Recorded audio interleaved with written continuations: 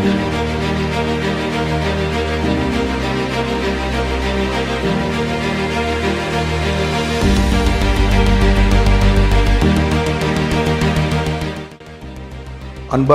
தமிழ் சொந்தங்களுக்கு வணக்கம்.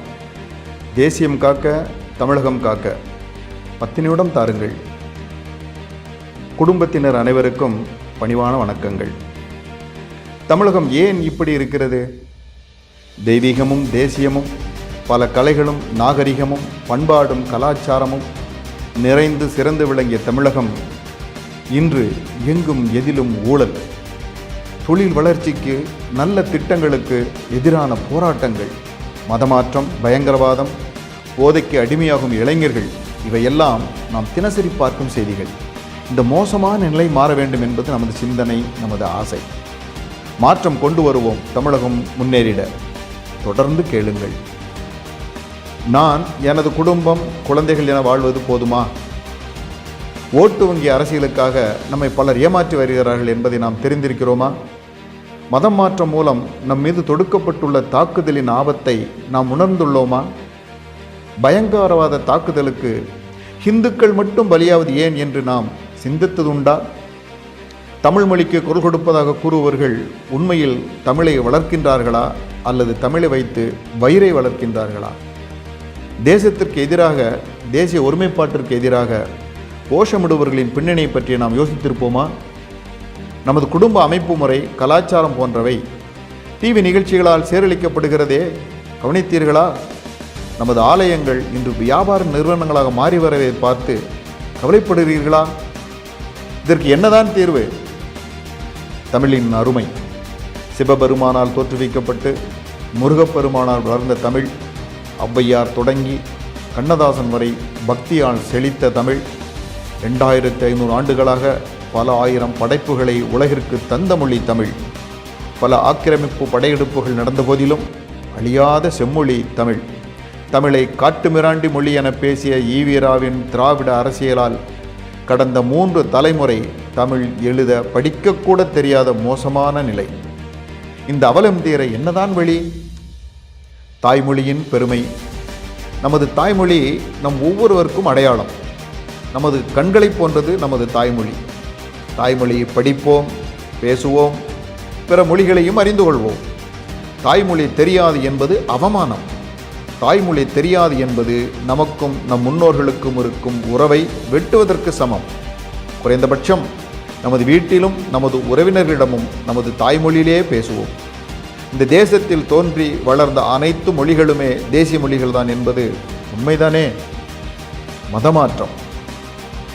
குடும்பத்தில் மதமாற்றம் என்பது வேறு ஒரு சாமியை கும்பிடுவது மட்டுமல்ல, அது குடும்பத்தையே சிதைக்கிறது, குலதெய்வ வழிபாட்டையே அழிக்கிறது, உறவுகளை எதிரிகளாக பார்க்க வைக்கிறது, பண்பாட்டு அடையாளங்களை மறக்கடிக்கின்றது. மதமாற்றம் என்பது சமுதாயத்தில் ஊர்களின் பெயர்களை மாற்ற சதி நடக்கிறது. உதாரணமாக கன்னியாகுமரியை கன்னிமேரி மாவட்டமாக மாற்ற ஒரு சதி நடந்தது. காலங்காலமாக நடைபெற்று வரும் திருவிழாக்களும் சாமி ஊர்வலங்களும் தடுக்கப்படுகின்றன. நமது இந்துக்களுடைய வியாபாரங்களும் பறிபோகின்றன. மதமாற்றம் தேசிய அபாயம். தேசத்திற்கு மதமாறி போனவர்களால் தான், மதத்தின் பெயரால் தான் பாகிஸ்தான், பங்களாதேஷ் பாரதத்திலிருந்து வெட்டி பிளக்கப்பட்டது. வேதம் பிறந்த மண், அதாவது சிந்து நதிக்கரை இன்று நமது பாரதத்தோடு இல்லை. நமது நாட்டின் பரப்பளவு 87 லட்சம் சதுர கிலோமீட்டராக இருந்தது. பிரிவினைக்கு பிறகு தற்போது 32.87 லட்சம் சதுர கிலோமீட்டராக சுருங்கிவிட்டது. காரணம், மதத்தின் பெயரால் நாடு துண்டாடப்பட்டது தானே. பயங்கரவாதமும் வன்முறை, போராட்டம் என ஒவ்வொரு நாளும் தேசத்திற்கு எதிராக மதவெறி தூண்டப்படுகிறது. பொருளாதார வளர்ச்சி, தேசத்தின் பாதுகாப்பு போன்றவற்றிற்கு ஆபத்தாக இருக்கிறது இந்த மதமாற்றம்.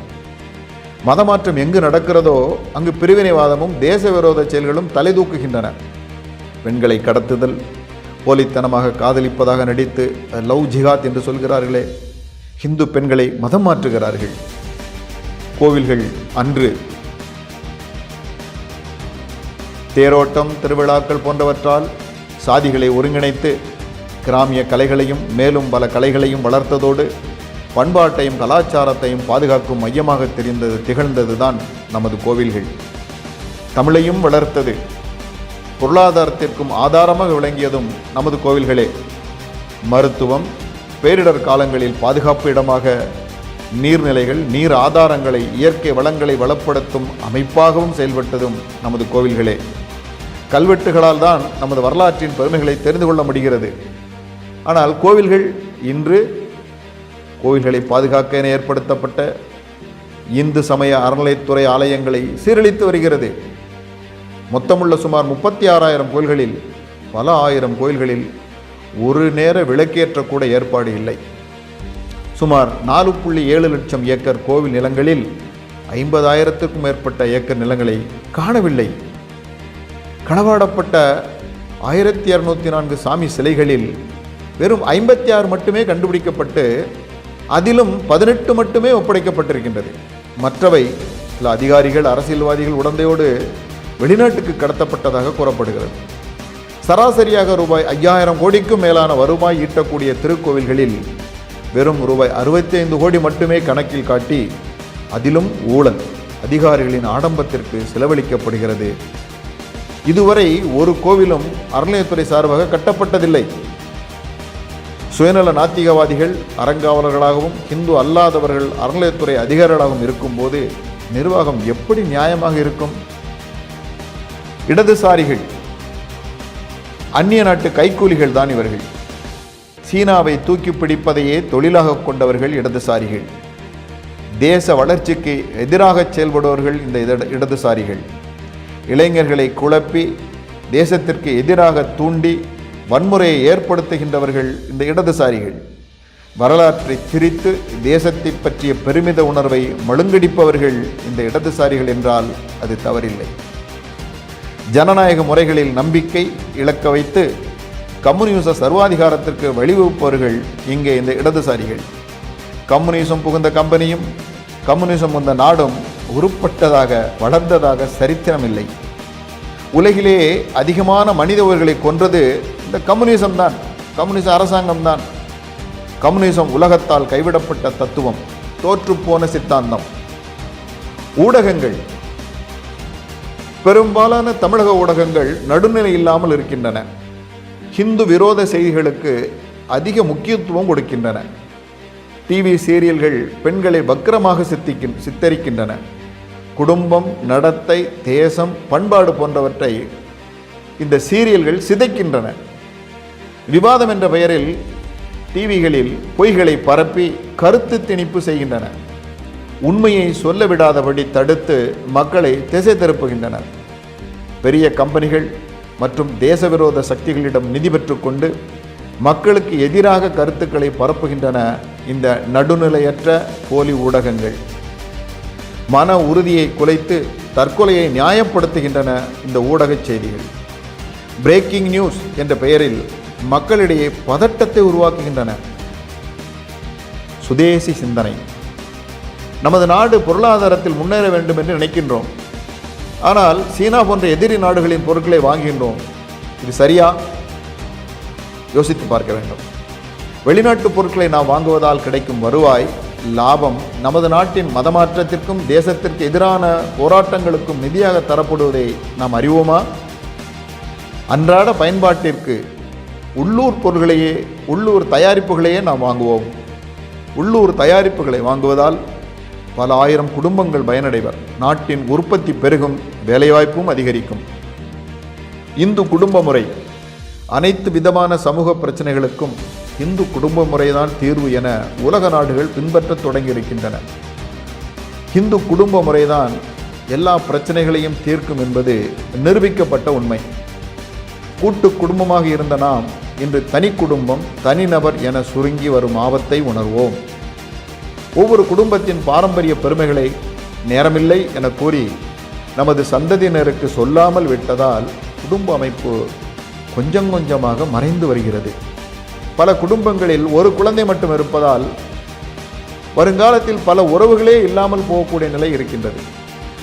நமது குடும்ப அமைப்பை காணாமல் போகும் சூழ்நிலை உருவாகின்றது.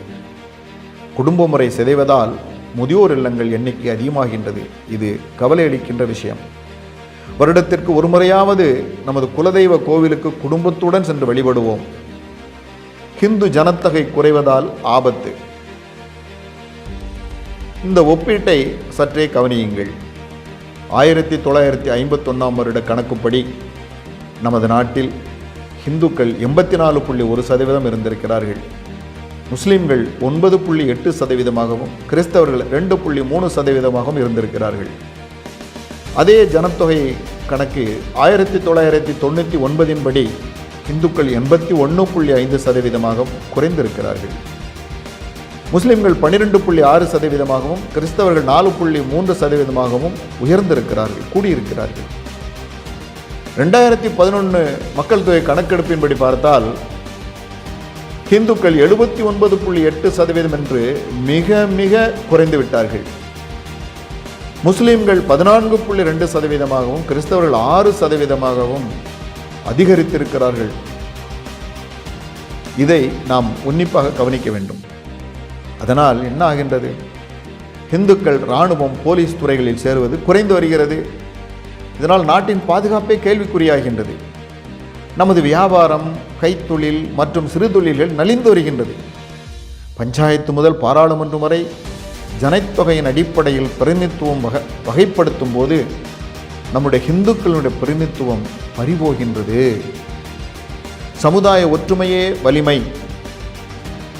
ஒவ்வொருவரும் கொடுத்த ₹1 எழுந்ததுதான் குமரிமுனையில் நிமிர்ந்து நிற்கும் விவேகானந்தர் நினைவு பாறை. 400 ஆண்டுகள் சுவாமி இல்லாத கோவிலாக இருந்த வேலூர் ஜலகண்டேஸ்வரர் ஆலயம் இந்து ஒற்றுமையால் மீண்டது, பொலிவு பெற்றது. இதேபோல்தான் காஷ்மீர் அமர்நாத் கோவில், ராம ஜென்மபூமி பிரச்சனைகளும் இந்து ஒற்றுமை வலிமையால் வெற்றிகரமாக முடிவுக்கு வந்தது.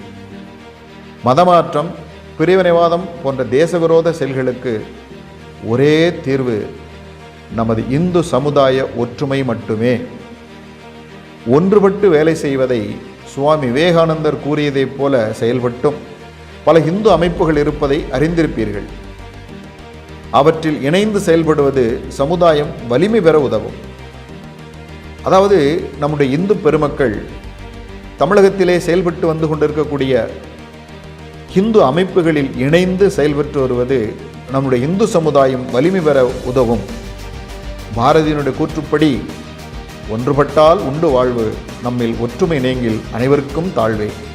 நன்றிது தேர்ந்தெடல் வேண்டும், இந்த ஞானம் வந்தால் பின் நமக்கெது வேண்டும் என்ற பாரதியின் கருத்துமிக்க இந்த வார்த்தை இந்த நேரத்திலே நம் கவனத்திலே கொள்ள வேண்டியது.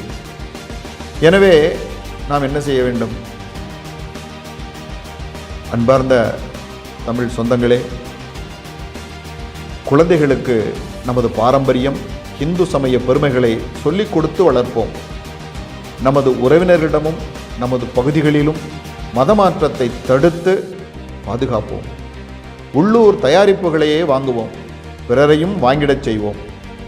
பிரிவினைவாத, பயங்கரவாத சக்திகளை முறியடிக்க தைரியமாக குரல் கொடுப்போம். தேசிய ஆன்மீக பெரியோர்களின் பிறந்த நாளை நமது பகுதிகளில் உற்சாகமாக கொண்டாடுவோம்.